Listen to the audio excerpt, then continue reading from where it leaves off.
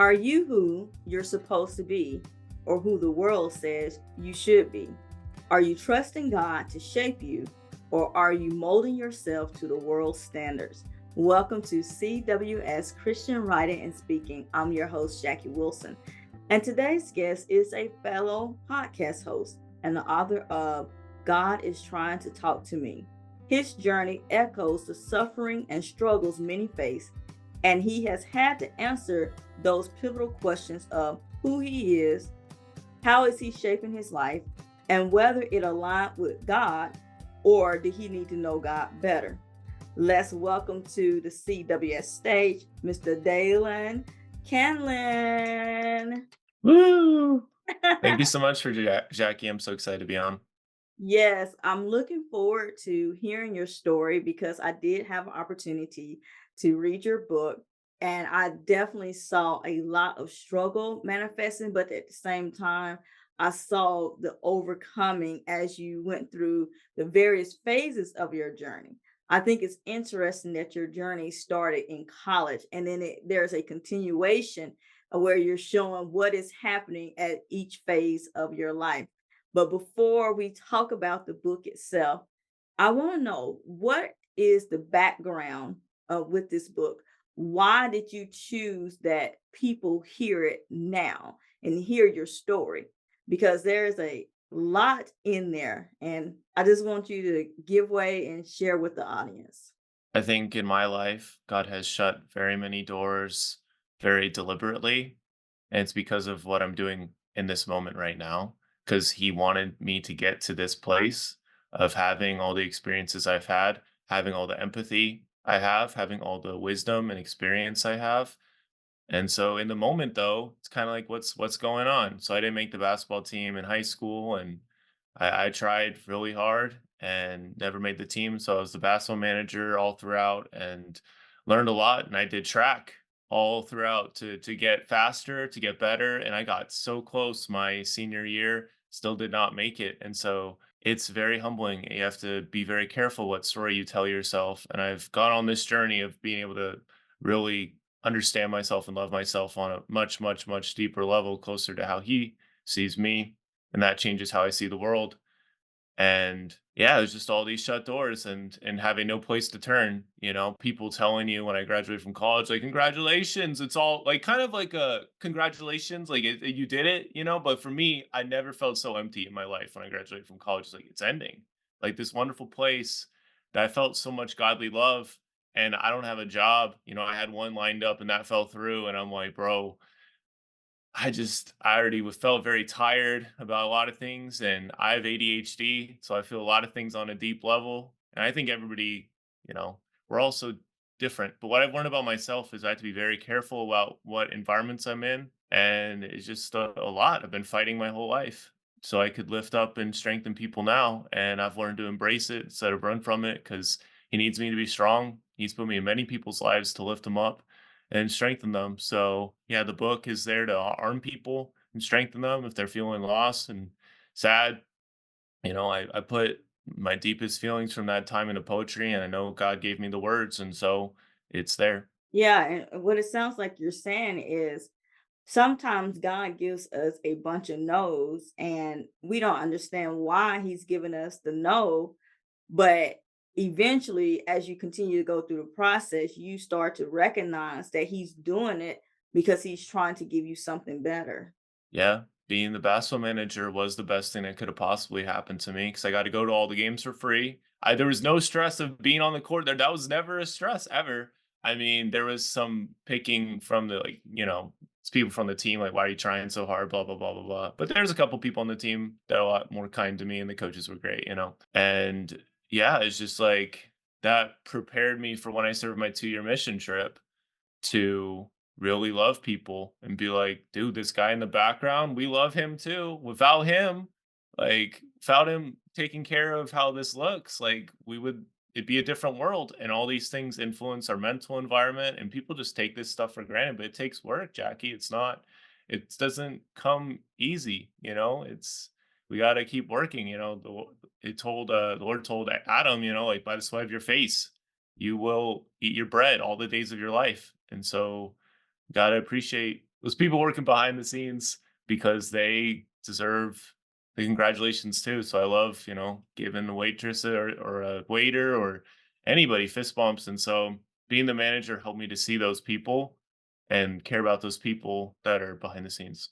Yeah, and it sounds like another thing that you're saying is, don't despise where you are in the moment because God is continuing to use you. Maybe not in the way that you desire, but it still matters. And I love how what you're doing is knowing that you still matter no matter where you are, that you take the time to actually make sure people who are in jobs that are often looked at as unappreciated, you want to make sure that they matter too.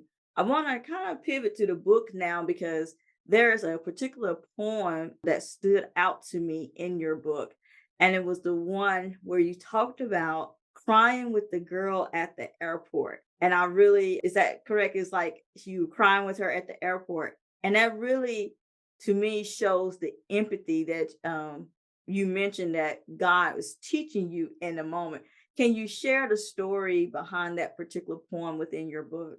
Yeah, I was heading to Podfest 2022. Things kind of lined up, and that was a tender mercy God had prepared for me. Right after I graduated from college in April, I had Podfest in May, and it was there, and and things just seemed to line up. My parents were willing to pay for the ticket, even if the plane ticket and everything, and it just all came together. It all worked out, and it's like it's not something super interesting, like used to sometimes. Usually things fall apart, but yeah, I was, on the plane, and I've learned just to always, always, always I'm always looking around always, and especially in certain moments because of stuff like this. This kind of things have been happening for my whole life, really. And so I got off the plane and was kind of walking through, and I knew I needed to get to my hotel, so I needed an Uber. Never had ordered an Uber before, and I was like kind of stressed about that, overthinking it a little bit. But at the same time, I was like, you know what, like that's okay. I know, you know that'll be okay. It'll be all right. I know God was helping me in that moment. And so I was just kind of walking and I see this lady on the ground and she's wearing this sweater and it says like, it's like we got to be courageous or something to that effect. And I walked by her and I felt like I should say something and I'm like, no, no, no, no. Like she's fine, she's good. And then I walked back the other way and I've learned it's not fun to sit on the fence, not good to sit on the fence. Like choose a side, right? And I just said, but it's difficult to be courageous sometimes, isn't it? And she just started bawling and she's like, this has been one of the most painful days, you know, all these things going on. And she just opened up. And so I realized, okay, I can kind of rush this along or and then just go get an Uber or whatever. But I've had many experiences, Jackie, that prepared me to not do anything except do what Christ would do. And so I just sat on the ground, you know, next to her. And I'm tall, so my legs are just long, across the airport. And we're just kind of talking. I shared some scriptures with her and we prayed together and gave her a hug and just kind of listened. And I was there for a couple hours, and it was a beautiful, beautiful, beautiful thing. And I'll never forget it. And after she's like, let me get your phone number. And so then, like a month or so later, I was having some definitely difficult moment. And I called her and she encouraged me and lifted me up. And that was a beautiful, beautiful, beautiful thing. And yeah, when it came to putting the book together, that was one of those moments that God was like, "You need to write a poem about that," and He helped me write it really quickly. And as I've been on podcasts, that's one that's touched a couple different hosts, and I'm very thankful it did. But yeah, that one was 100% real. I cried with her, and it was a beautiful moment, beautiful thing to do that, to just kind of express that love, and just kind of sit there, just be there with her. It's like I'm not going anywhere. Like I'm not moving an inch until you feel 100% like not necessarily better, but just like that you are loved and that I'm not rushing this at all and it was crazy. But yeah, then I just caught my Uber, and the Uber guy I had was very much the Uber guy I needed, and it was my first time being an Uber. And, I'll overthink all these things, but it was cool. And if I had done anything different, then I wouldn't have had the experience I had. We wouldn't be having this conversation. Maybe the book wouldn't have even been written. But I've had those moments and experiences to lift up other people, and it lifts me, and it helps us all to remember, you know, our loving Heavenly Father. Yeah, and what I love about the moment is something I've been talking with people a lot lately about is you told her that her and her pain mattered in that moment and that you saw her and that you were going to sit with her as she expressed this pain that she was experiencing. And I think that is exactly what Jesus would do. And I would definitely encourage more people to take time because you may even discover some things about yourself, or as you put it, later on, you were able to reach out to her and she prayed with you and served as that person who walked along with you as you sought out comfort. It's so important. And there's another story or poem that you share. You had a bicycle accident, I believe, and it put you actually in a wheelchair. And you were talking about how humbling it was because there were so many people who were actually helping you in that moment. And I think that as Christians, often we feel like we have to be so strong all the time that we forget that we are not in this journey by ourselves. Would you share a little bit more about that incident? I think a big part of my journey and maybe my programming a little bit is like sort of this all or nothing mentality a little bit, like with ADHD. So it's kind of like either I'm doing this and I'm really helping or I'm not helping at all. And it's not that way. When I had this e-bike accident, I assumed that, I was not going to be useful. No, God was using my testimony and stuff to lift up the youth. I had this accident on July 2nd. And it's humbling because, July 1st, 2022 was one of the saddest, darkest, most painful days of my life, no doubt. I wrote a poem about that, and it's called Walking in Circles. And at the very end of that poem, I said, "Help me." And that very next day, we went on this trip down this river, and it was like with this church thing, and it was great. And there's this guy, and he's like, "Hey, man, like, or anybody that wants to ride my e bike, give it a try." And I was like, "Never done this before, but whatever, God will protect me." And there's also a part of like God, you don't really care, like sort of thing. Like you don't really care whether whichever way I go right now, like nothing's happening. Even though I just been in Alaska, so it was just this to be a youth counselor too. So it was like just interesting balance. But I got on the e-bike and I just kind of kept going. And there's this moment of like, wait a second, like the guy giving me some basic instructions. And so I'm like, I'm doing good. But then it came time to turning and I'm in this parking lot that's really small. And so I go to turn and the bike starts to like fall over on me because I'm not moving fast enough to still have momentum. And all of a sudden, I'm straddled over the bike, and it had some shocks, like, push me back up, so it didn't actually hurt me when it fell over, but I was in this shock, and I was just, like, didn't know really what was going on. And so all of a sudden my right hand moves over the throttle and just moves it a little bit and the it swirls back up and just goes in a circle and my left foot was on the ground and it got shredded up. I was wearing flip-flops because we'd just gone down this river and there was somebody that had some gauze and stuff and so I was able to get looked at. My aunt, she works as in a hospital and such. And so she was able to bind up my wound. And yeah, I was still able to be the counselor.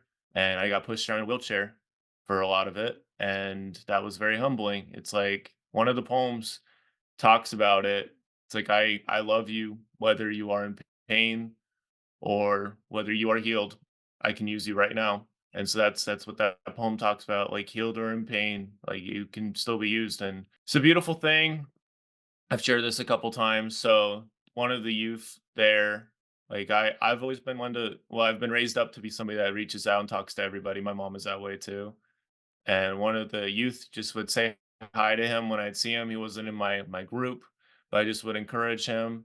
And on the very last day of being here in Utah and getting pushed around and stuff, I just kind of encouraged him, and he wrote something in my autograph thing that I have, like my signing thing, and I think I wrote him a note too. I wrote hundreds of notes for those youth. God just gave me words, and I did that. But he told me that he really appreciated me, and then he reminded me of his dad. And I was like, well, that is amazing because, I was in the best place. I was waking up at like before 6 a.m., getting in this wheelchair. Like, it was weird 'cause it wasn't like I could still do some things myself, but my foot was so like I had to hop around a lot and it was just crazy. But I got rolled around a lot too. And he just said, my dad is in a wheelchair. I was able to lift him up and be a witness and to remind him of his dad. His dad's in a wheelchair, and that like I'm not in a wheelchair like that was I got out of that in like like mid-August, and I was running again, and it was a very temporary thing, but the pain was a lot and it was difficult, and I had to get my wounds dressed up and stuff. And yeah, it was like my aunt, she works at a hospital. She was able to be like, this isn't quite bad enough to go to the hospital, but it is pretty bad and you need to take care of it. So, yeah, that was a beautiful thing. And I think the biggest takeaway is like, if you aren't able to walk, if you're not able to run, and you're able to just roll around in a wheelchair, you can still be used. And there was a point, there was one day where I got pushed around for a couple miles and I did not hardly take any steps. I got pushed the entire time. And so I was reminded that God will push you through when you are not able to walk. Yeah, I love it. Yeah, what stood out to me was the fact that the lesson that came out of that particular poem is that no matter your situation, you can still be used by God. I often tell people that if God placed you here on this earth, you have a purpose. It doesn't mean, it doesn't matter, what your ability level is. You have a purpose for being here. And it's so important that you seek out God to find out what that purpose is. Ultimately, all of our purposes is to glorify God, but we do it in different ways according to the talents and gifts and abilities that He has given us. One of the other things that you talk about in your book is the fact that you went to counseling. And I think that is so important because I feel like a lot of Christians are afraid to delve into the world of counseling because they think, well, I should be able to just talk to other people, or I should be able to just read my Bible and I shouldn't have to talk to anybody else. But that's not the reality of it. God gives us counselors as well to help guide us through those times that are difficult.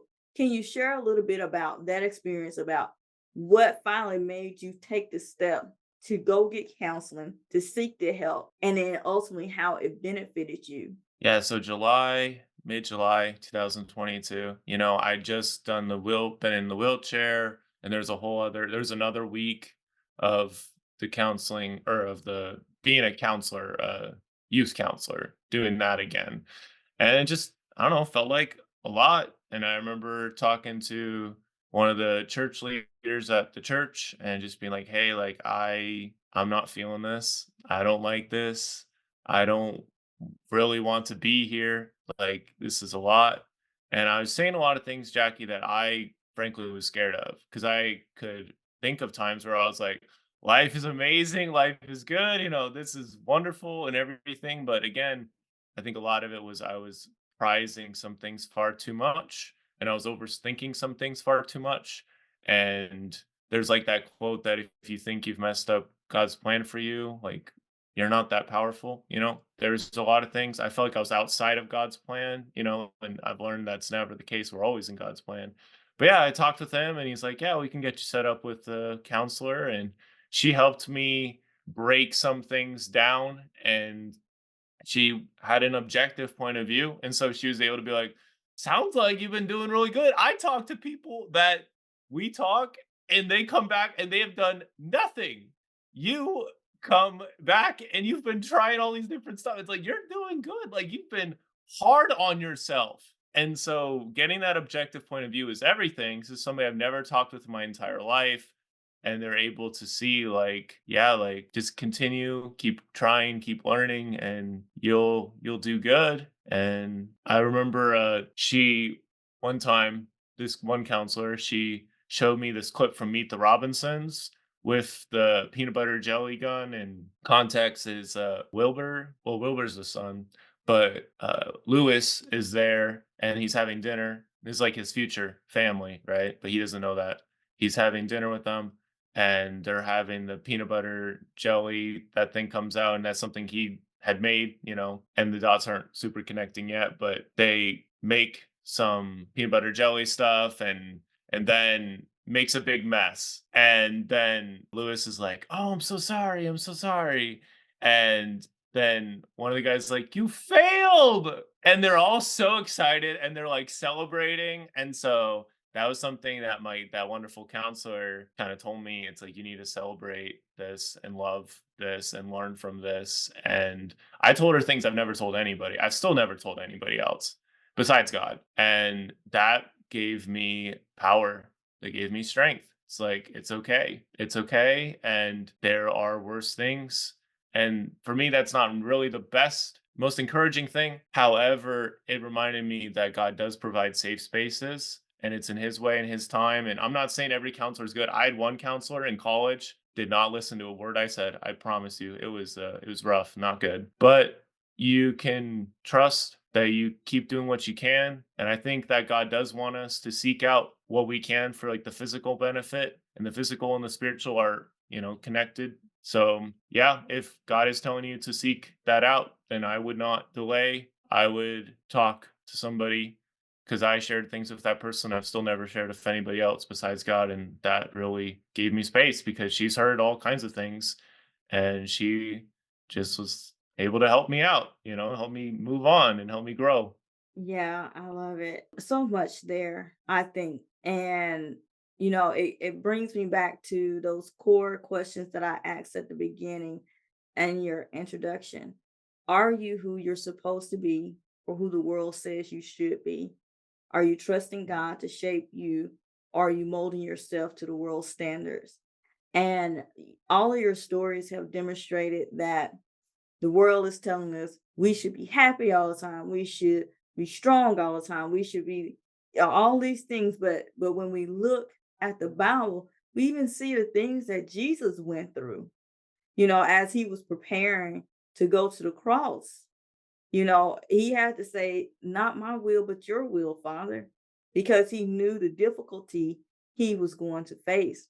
And I think oftentimes we just forget that this is a hard journey and it is okay not to have okay days. It's okay. And there are just going to be some days that are going to be hard for you, but you have to still find the beauty in that hard day? What is the one thing that you can look at and say, "Thank you, God. I appreciate this." Even if it's just simply, "I appreciate the fact that you woke me up to try one more time." And I love that your counselor was encouraging you and saying, "You're doing things, you're trying things, you're not giving up." And where so many people will just stop and give up. And then once you stop, once you give up, you're no longer living life. And then there's no telling what other thoughts are in your head. Because at that point, you don't even think you're important enough to be here. And that's a dangerous place to be. And I would say to people who are seeking counsel or have sought out counselors and haven't found a good one, you keep going until you find the right person, the person that's connecting with you. I love counselors who can intertwine both what they are doing or what they have been taught in school, but have an appreciation for your belief system. And that is so important. Dalen, you've written this one book, but you have some exciting news. You have another book coming, right? Yeah, so having the ADHD, it's easy sometimes to get caught up in doing a bunch of different things. Like I do a lot of different things, there's a lot of things I'm trying to do, but I need to make sure I spend time fixed on my purpose. That is the thing that Satan wants me to not do, you know? And so I have to be very careful with how I spend my time. And so I have another book coming out on April 15th, and it's to encourage people in this spiritual war that they're in to have patience and basically, yeah, just trust. And so I actually wrote this poem a little bit ago, and I feel I should share it with your audience, and it's just kind of about this. It's called Arrows Flying. I wrote this December 10th. Arrows flying, souls dying, broken minds, fresh sorrow finds. It's like we didn't learn before. It's like we reset the score. It's like it's happening over and over and over again. But what beauties lie in the soul who chooses to demonstrate control. They hold to what they hold most dear. They remember the reason why they're here. It was a battle already. We don't need a new recipe for the spaghetti to know that things are losing their taste. And we've been preparing so long to surrender now would be such a waste. So many retreating, so few completing what they set out to do. But I really can't blame them. I can't blame them. Arrows have been flying this entire time. There's plenty of opposition to finish this historic climb, and that's because it is a great one. If there wasn't a great crown in store in the hopes of receiving so much more, then surely the arrows would slow. They would slow. But no, they need to fly all day. They teach me that there's still a way for me to fall and lose it all if I don't hear my Savior's call. He calls out to us all day. He is the light, the truth, the way, and yet sometimes we still forget he already paid for our enormous debt. Arrows are fine, souls are trying. Thankfully, there is still time. To Jesus' grace, I must go. I must go quickly. He is the only way. I go where he needs me to go. I do not fear, he already knows. Every arrow that has on my name, he stands in front and takes them all from me. He takes them all from me so they don't reach me, so they don't pierce me. He takes them all for me. And when I choose to be less patient, I throw myself in harm's way. Arrows cover me, soul filled with agony. He knows how to rescue me.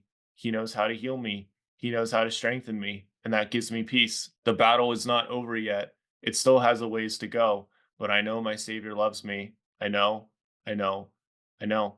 And that gives me peace. Moment to moment, sometimes I feel stuck, but He has felt it all. Every single thing. And that gives me peace.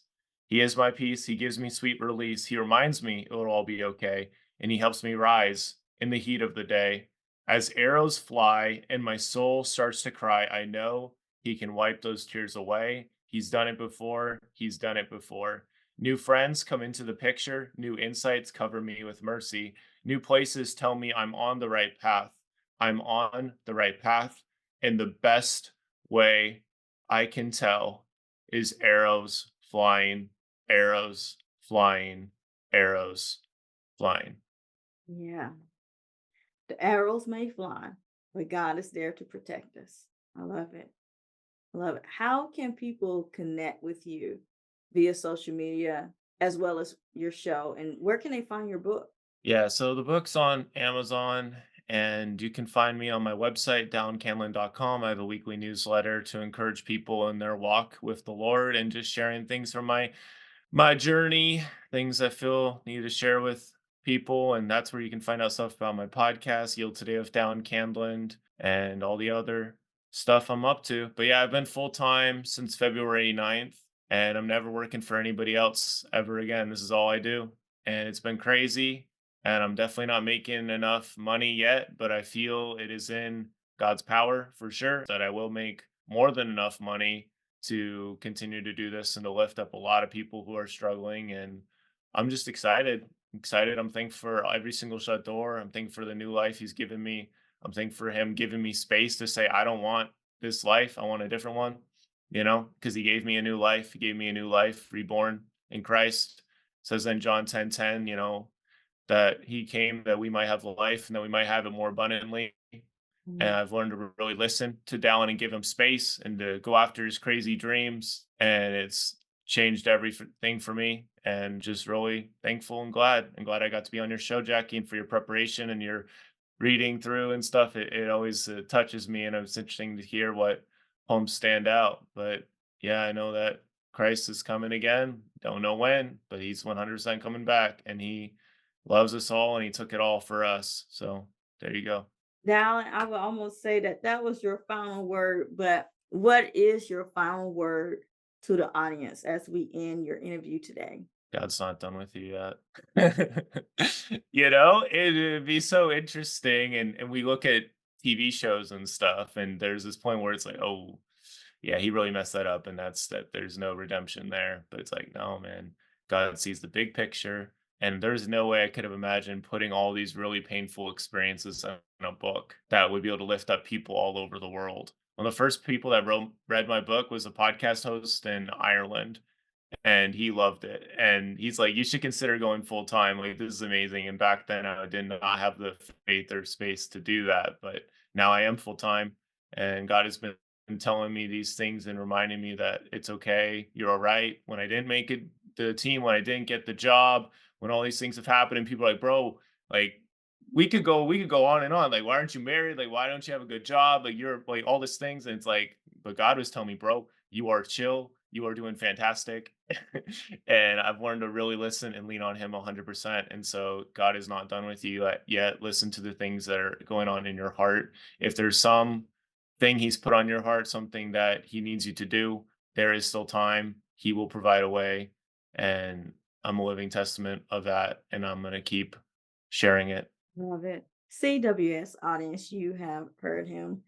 So many golden nuggets mentioned throughout this interview. I've said a few of them, that no matter what your circumstances are, God can still use you. That if you're here, there is a purpose for your life. I think the biggest thing that we need to take away from this interview is oftentimes we're told who we should be, or we have an idea of who we think we should be. But God is saying something different.